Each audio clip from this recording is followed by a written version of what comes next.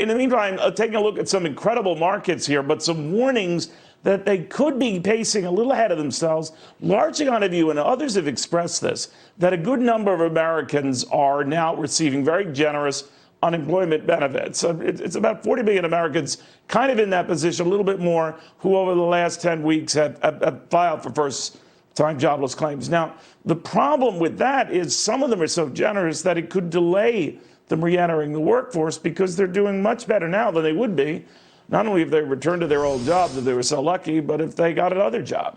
It is a conundrum.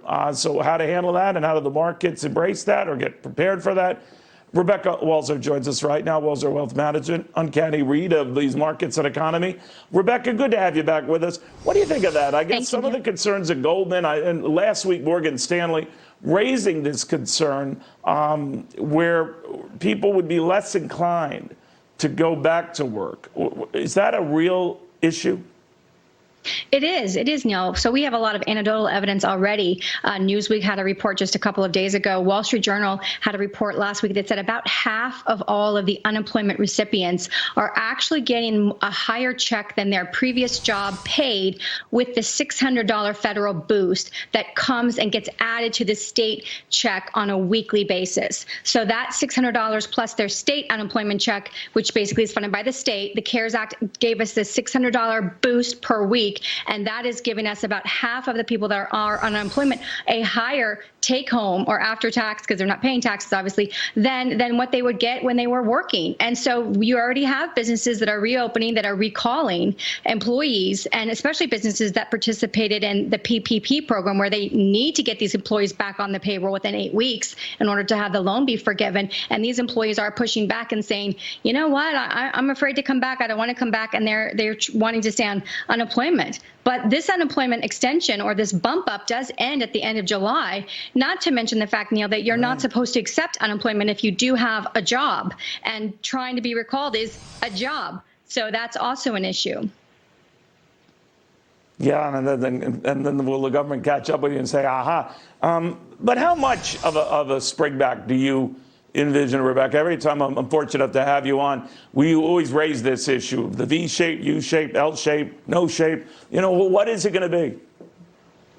I expect that we're going to have a great third quarter and a great fourth quarter. I really do think that the economy, I'm not going to say now that we're going to get back to our highs, our previous highs. I don't think that that's realistic.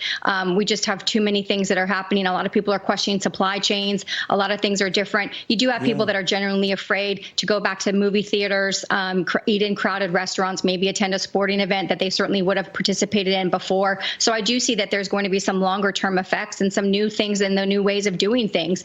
But I do see, and Neil, you can just drive. I know you're in New York City. You're not seeing it necessarily yet in the city there, but you can just, I could tell. It looked like a ghost town everywhere I went. I flew at the beginning of this month. The airport was completely deserted, and now it is packed. I mean, I don't know where all these people are going. If businesses aren't opening and restaurants aren't opening and bars aren't open, I don't know where these people are going in the middle of the day, because it is a packed world out there. And I'm like, wow, this is shocking to me. And I'm the eternal optimist.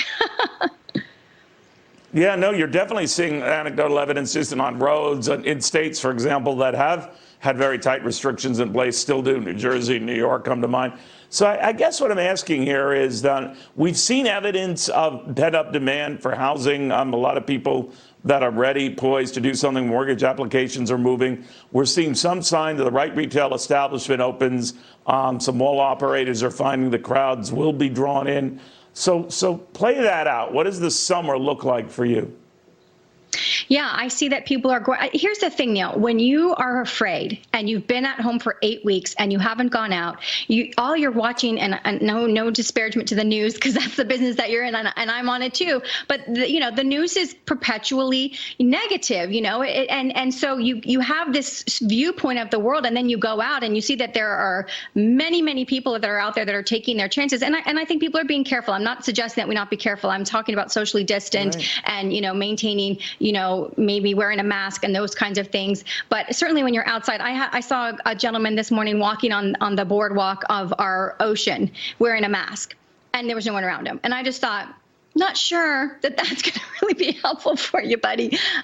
So you just start to see people, and the more you go out and you see people that are normalizing the situation and trying to find, I hate to say it, but the new normal, the more people are going to feel enabled and empowered to say, yes, you know what, I don't need to stay holed up. And let's be honest, Neil, no matter what your perspective is of getting back to work or not getting back to work, we as a country cannot continue, and we will fail if we do not return to some type of normal life. Every pandemic, we move on, we go on, and that's not to say that we're careless and we don't care about the people that were lost. We certainly do, but we as a society honor them by moving on and continuing on, and that's what we must do now. So I think people, when they start to go out, they'll see that yes, life can go back to some kind of normal, and we have to get on with it. We'll see, Rebecca. Some of them get a little nutsy. I heard one woman say that I can't wait to go back to the malls. I just thought, well, holy cow. Shopping. That's a long day right there. Shopping. They call it the shopper. Nothing against the malls. Nothing against the malls. All right. I can just hear the hate mail coming now. We have more after this.